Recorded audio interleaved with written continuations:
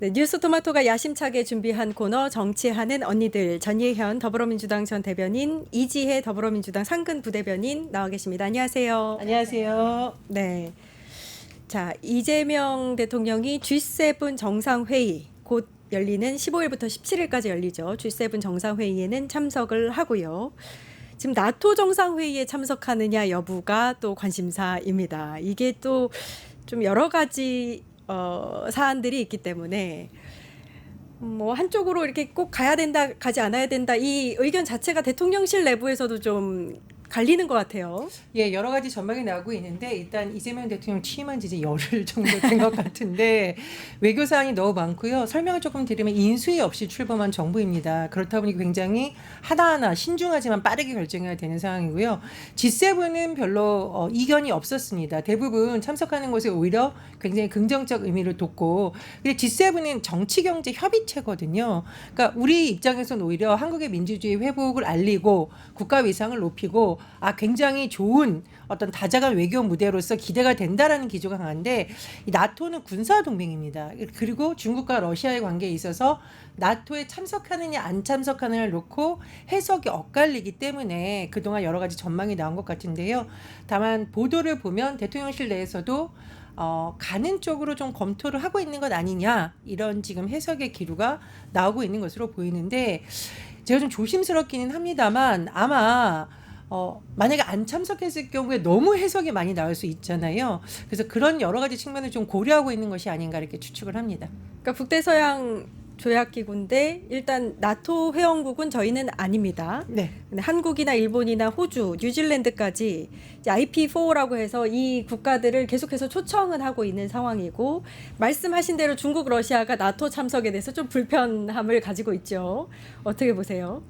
아니 일단 아까 말씀하신 것처럼 지금 이제 가는 쪽으로 기운다라고 이 언론에서 보도가 많이 나오는데, 사실 가도 가지 않아도 지금 너무나 다 자연스러운 상황이기 때문에 이제 대통령의 결단이 남았다라고 보이는데, 그러니까 가지 않아도 뭐 자연스럽다라고 하는 면에서는 사실 우리가 이제 지금까지 경제 현안도 그렇고 정치 현안도 그렇고 굉장히 어지러운 상황에서 지금 대통령이 이 국내 경제를 챙기지 않고 국외로 가는 것에 대한 어떤 부담이 처음에 있었을 것이고, 그리고 두 번째로는 실제 이 아까 말씀하셨듯이 G7의 국가와 그리고 나토 국가의 대부분이 좀 겹칩니다. 그러니까 사실 G7에 참석을 했는데 굳이 또 나토에 가야 되느냐라는 이런 현실적인 부분도 있었을 거고, 그리고 또 마지막으로 우리가 아까 또 말씀하셨듯이 인수위 없이 출범한 그런 정부이기 때문에, 그리고 지금 외교 안보 라인도 다 꾸려지지 않은 상태에서, 그리고 이 외교 장관도 임명이 되지 않은 상태에서 지금 외국의 정상들을 만나러 가는 것이 아마 쉬운 결정은 아니었겠다라고 생각은 하지만, 그래도 또 우리가 가는 방향으로 결정을 함에 있어서는 또 어떤 방향이 또 고려가 된다고 하면, 이 사실 우리가 나토를 가지 않는다라고 결정을 하다가 지금 가는 방향으로 선회를 한다는 보도가 있는 거잖아요. 근데 제 생각에는 처음에 만약에 G7도 가고 나토도 간다라고 했었으면 국민의힘이 또 엄청 뭐라고 했었을 것 같아요. 그러니까 국내 현안 챙기지 않고 이 대통령 새로운 정부가 지금 외국만 돈다, 이런 공격들을 굉장히 많이 했었을 것 같은데, 그렇지 않고 지금 국민의힘에서 먼저 나토는 가지 않느냐, 왜 챙기지 않느냐라고 제안을 한 상태에서 가기로 결정이 될 수도 있다라는 뉴스는 저는 좀 긍정적이라고 봤고요. 네. 그리고 두 번째로는 그 나토에 참석하면 지금 미국과 중국이 이렇게 대립하는 상황에서 너무 중국에게 안 좋은 사인, 너무 미국에 우리가 지금 우호적인 사인을 줄 수 있는 것이 아니냐라는 이런 우려가 있는데, 사실 윤석열 대통령이 3년 동안 집권하면서 3년 동안 나토에 참석했어요. 그렇죠. 그러니까 지금 우리가 나토에 참석한다라고 하는 것이 그냥 3년 동안 참석했기 때문에 지금도 참석한다라는 흐름이 사실 자연스럽게 익스큐즈가 될 수 있는 부분이고, 그런데 아까 말씀하신 것처럼 그런데 올해는 참석하지 않는다라는 메시지를 아마 좀 더 정교하게 설명하는 것이 뭐 정부 차원에서는 또 어려울 수도 있기 때문에, 그렇기 때문에 지금 참석의 가닥을 두고 뭐 언론에서도 이렇게 말씀하시는 것이 아닌가라는 생각이 듭니다. 일단 보도는 참석에 가닥을 두고 있다 이렇게 보도가 되기는 하지만, 대통령실에서는 뭐 동맹파, 자주파 이야기도 나오고요. 여러 가지 뭐 국내 상황이 또 복잡하기 때문에 나토 정상회의에 참석하느냐 여부를 아직 고민 중인 것 같기는 합니다. 그렇죠? 굳이 팔을 나누자면 이재명 정부의 대통령실은 친민파입니다. 국민을 중요하는 마음이 다 똑같고 뭐 자주파 동맹파는 약간 이제 언론의 약간 재미를 위한 그냥 이름 붙이기라고 보고요.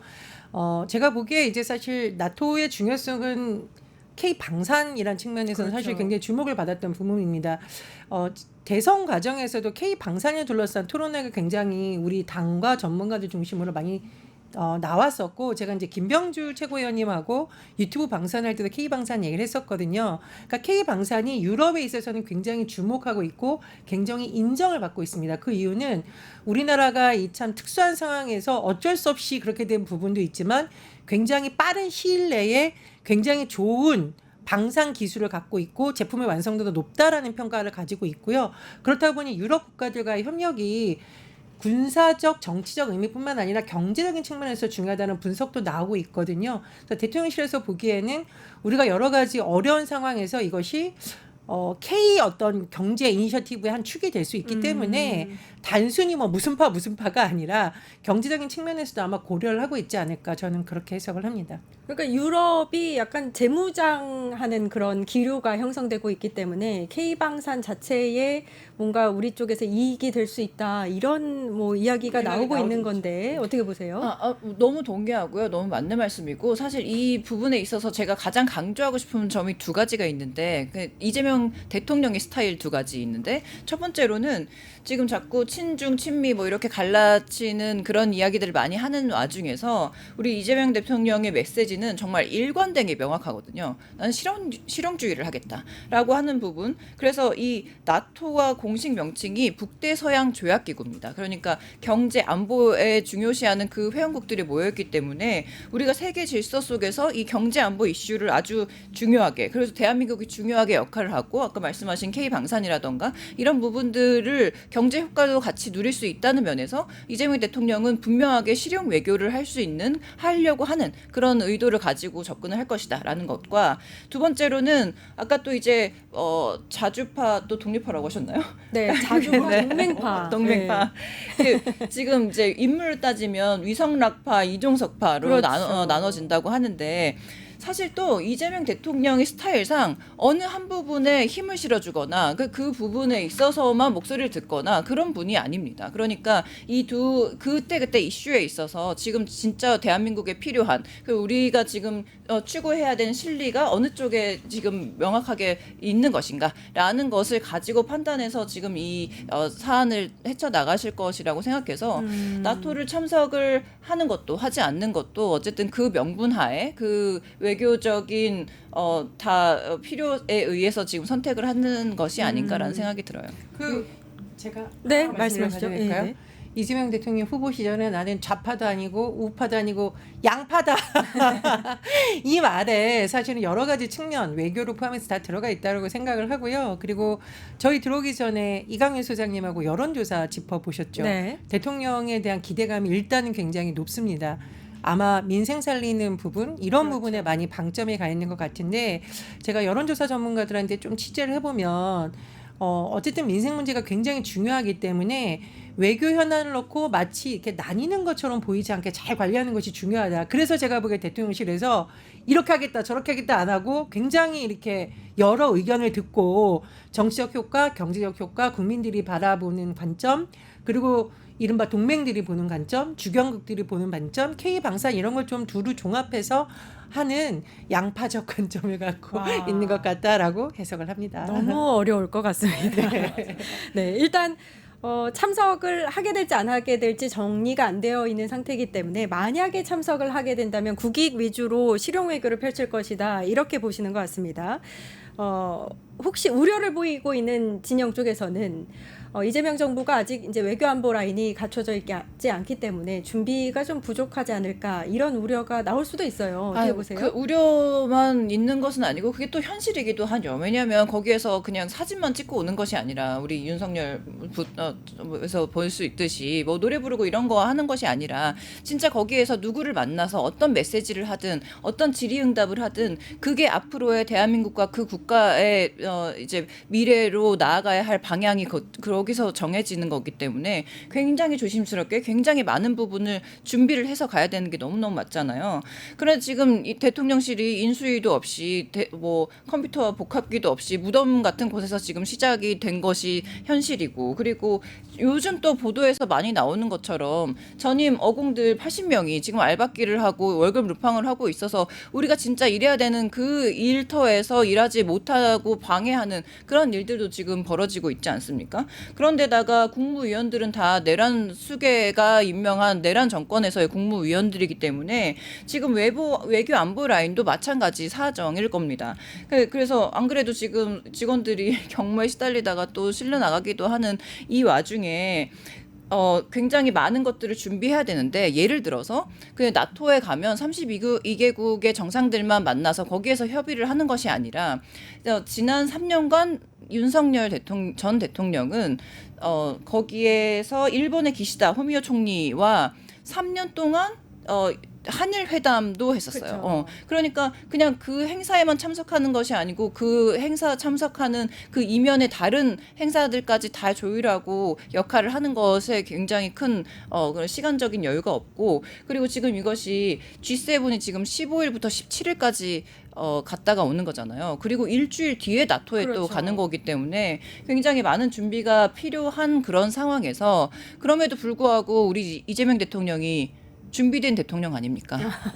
그래서 이재명 대통령의 그 지금까지 준비된 이 외교 안보에 관련한 그런 것들을 가지고 또 지금까지 또 같이 발맞춰온 그런 분들과 함께 많이 준비를 할 수 있지 않을까?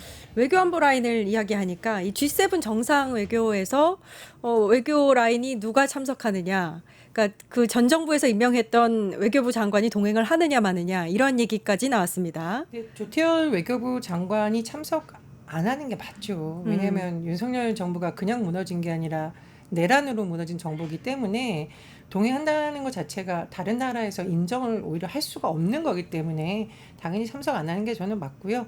그리고 위성락 안보실장 지금 계속 얘기를 하시는데 제가 위성락 안보실장님하고 같이 비례대표 후보였고 캠프에서 일을 하지 않았겠습니까? 네. 조금 기대를 하자면 위성락 의원이 사실은 이 외교라든가 안보 분야의 최고 전문가이고 갑작스럽게 발탁돼서 일어난 사람이 아니라 이재명 대표와 계속 호흡을 하면서 아마 상당 부분 외교 채널을 통해서 한반도 문제라든가 외교안보 문제에 대해서 소통을 해온 것으로 저는 알고 있습니다. 네. 그래서 자꾸 물론 이제 뭐 인수 없이 출범했으니까 좀 급박하긴 하겠습니다만 결코 준비가 덜 되지는 않았다 이렇게 생각이 들고요. 그리고 제가 말씀드렸듯이 이재명 대표가 야당 대표를 하면서 윤석열 정부를 비판만 해온 것이 아니라 여러 가지 측면에서 이른바 자세히 살펴보면 대안을 많이 내왔었고 위성락 안보실장도 의원 시절부터 정부의 외교안보 정책에 대해서 많은 제안을 하기도 하고 전문가들하고 계속 교류했다라는 보도도 계속 나온 바 있습니다. 그래서 저는 크게 걱정은 하지 않고요. 오히려 지금 이 K민주주의로 인해서 굉장히 우리나라 민주주의에 대한 위상이 높아지기 때문에 그런 부분을 잘 활용을 하면 국제사회에서 그동안 우려했던 부분을 불식시킬 수 있는 이번 외교 무대가 되지 않을까 그런 기대도 좀 됩니다. 이 G7에서 그 트럼프 대통령을 면담을 할 것 같고요. 만날 것 같죠. 그리고 일단 미국 국무부 고위 관리도 방한을 한다는 이야기도 있어서 이 G7 앞둔 시점에서 한미 간 사실 협력하고 뭐 협의할 것들이 많은데 그 부분에 대해서도 좀 정리가 됐는지. 정리도 돼야 되고 사실 이 12.3 비상계엄 이후에 우리나라 지금 그 6개월 동안 외교 공백 상태가 벌어졌잖아요. 그러니까 이 국내에서도 아무것도 하지 않았지만 국외의 관계에서도 정말 아무것도 하지 못한 공백 상태가 지속이 되어 왔었고 그리고 도널드 트럼프 2기 행정부가 들어서고 나서도 뭐 관세 문제라 관계라던가 중국, 미국과의 관계라던가 이런 부분에 있어서 전혀 우리가 대응을 하지 못하고 있었어요. 그런데 지금 오늘 이제 그 실무진들이 한국에 들어왔다고 보도가 나왔는데 거기에서도 분명히 많은 대화가 오고 갈 겁니다. 우리가 왜냐하면 관세 문제에 있어서 뭐 어느 정도의 관세율 문제라던가 아니면 방위비 분담금 문제라던가 굉장히 많은 부분들을 실무적으로 협의해야 되는 것이 사실 맞으나 또 우리가 다 알고 있는 것처럼 트럼프의 스타일상 뭐 아래에서 조율을 얼마큼 하든지 간에 그 위에서 통대통으로 굉장히 통 크게 합의를 하는 그런 스타일이 있기 때문에 아마 이번에 G7에서 정상 간의 만남을 통해서 첫인상을 이후로 어떻게든 이재명 대통령과 트럼프 대통령이 어떻게 협의를 해 가느냐도 또 중요한 과제일 것으로 좀 봅니다. 뉴스토마토가 12.3 내란을 막아낸 시민영웅 1000명 찾기 프로젝트를 진행합니다. 내란을 막고 탄핵 소추를 이뤄낸 시민영웅 1000명을 찾아내 대한민국 민주주의의 역사로 기록하고 시상의 본보기로 삼음으로써 민주주의를 더 널리 확산하기 위한 프로젝트입니다. 이 과정에 직접 참여했거나 참여자를 추천해 주실 분들은 우측 제보하기 QR코드나 아래 메일로 추천 및 제보해 주세요. 많은 참여 바랍니다. 뉴스토마토와 함께해 주실 분들을 기다립니다.